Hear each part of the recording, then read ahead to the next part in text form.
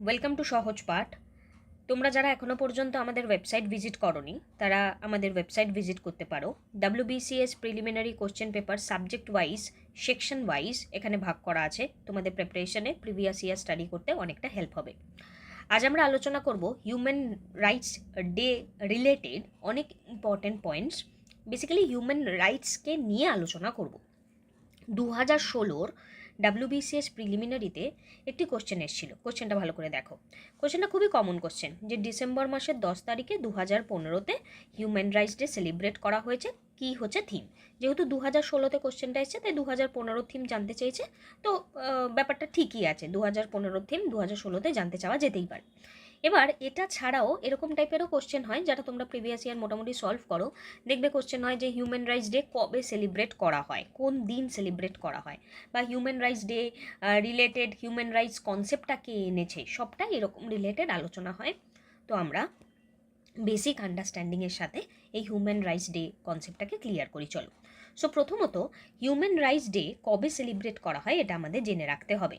Human rights day celebrate করা হয় 10th December. এবার এই যে হিউম্যান রাইটস শব্দটার মধ্যে এখানে মানবের অধিকার, এই কনসেপ্টটা ফার্স্ট টাইম এনেছিল কে? হিউম্যান রাইটস কনসেপ্টটাকে ফার্স্ট টাইম যিনি এনেছিলেন তার নাম হচ্ছে জন লক। জন লক কোন সালে এনেছিলেন সেটা কোশ্চেনে আসে না, বাট জিকেতে জন লক ন্যাচারাল রাইটসের কনসেপ্ট বলেছিলেন, এবং তিনি একজন ইংলিশ ফিলোজফার ছিলেন। সো ইংলিশ একজন ফিলোজফার জন লক প্রথমবার হিউম্যান রাইটসের কনসেপ্ট নিয়ে আলোচনা করেছিলেন। এবার হিউম্যান রাইটসের এই জন লকের আলোচনার পরবর্তী টাইমে আমরা জানি যে ইউনাইটেড নেশনের এস্টাবলিশড হয় 1945-এ। ইউএনের এস্টাবলিশড হয় 1945-এ, সেকেন্ড ওয়ার্ল্ড ওয়ারের পরে 1945-এ, এবং সেখানে গ্লোবাল হিউম্যান রাইটস নিয়ে আলোচনা করা হয়।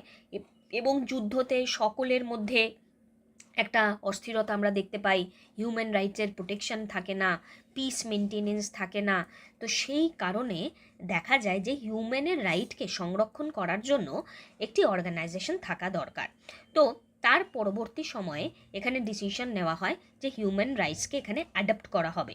সো ইউনাইটেড নেশনসের জেনারেল অ্যাসেম্বলিতে এই ইউনিভার্সাল ডিক্লারেশন অফ হিউম্যান রাইটসকে এখানে অ্যাডাপ্ট করা হয়। 1948-এর 10th December. So that's why 1948-এর 10th ডিসেম্বর এই দিনটি এখানে আমাদের নির্বাচন করা হয় হিউম্যান রাইটস ডে সেলিব্রেশন নিয়ে।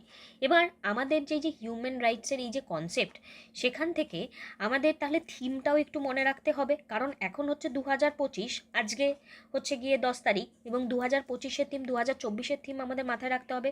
তোমরা আমাদের চ্যানেলটিকে এখনও পর্যন্ত যারা সাবস্ক্রাইব করোনি সাবস্ক্রাইব করে নাও, কারণ 2024-এর প্রিলিমিনারি আমাদের হতে হতে আমরা প্রচুর এরকম ভিডিও তোমাদের সাথে শেয়ার করব, যেগুলো তোমাদের প্রিপারেশনে অনেকটাই হেল্প করবে। এবং ডেসক্রিপশনে দেওয়া লিঙ্কে আমাদের টেলিগ্রাম গ্রুপের লিঙ্ক দেওয়া রয়েছে, সেখানেও জয়েন হয়ে যাও। হিউম্যান রাইটস ডে 2025 অবজার্ভ করা হচ্ছে তাহলে 10 তারিখে ডিসেম্বরে। এবার এই বছরের থিম হচ্ছে আওয়ার এভরিডে এসেনশিয়ালস।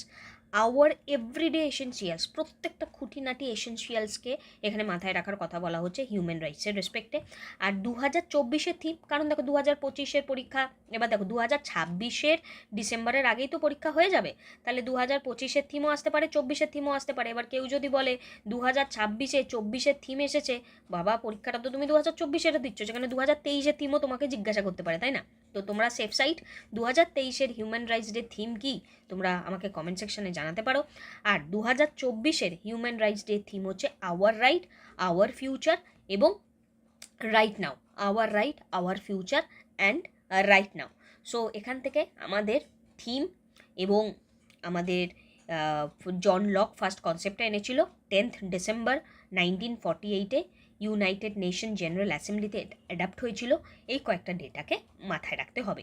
তোমরা যারা প্রিপারেশন শুরু করবে ভাবছো, কোথা থেকে করবে ভাবছো, বা রিভিশন দরকার, কি নোটস থাকলে রিভিশনটা সুস্থ স্বাভাবিকভাবে একটা টাইমলি ম্যানারে কমপ্লিট করতে পারো, তারা যদি এই প্রবলেমগুলো ফেস করে থাকো, এই যে আমাদের যে কালেকশনটা রয়েছে তোমাদেরকে অনেকটা হেল্প করবে। আমাদের ওয়েবসাইট ভিজিট করো, আর কোনো কমিউনিকেশনের দরকার পড়লে নিশ্চয়ই আমাদের কন্ট্যাক্ট নাম্বারে কন্ট্যাক্ট করে নিও। Thank you, take care.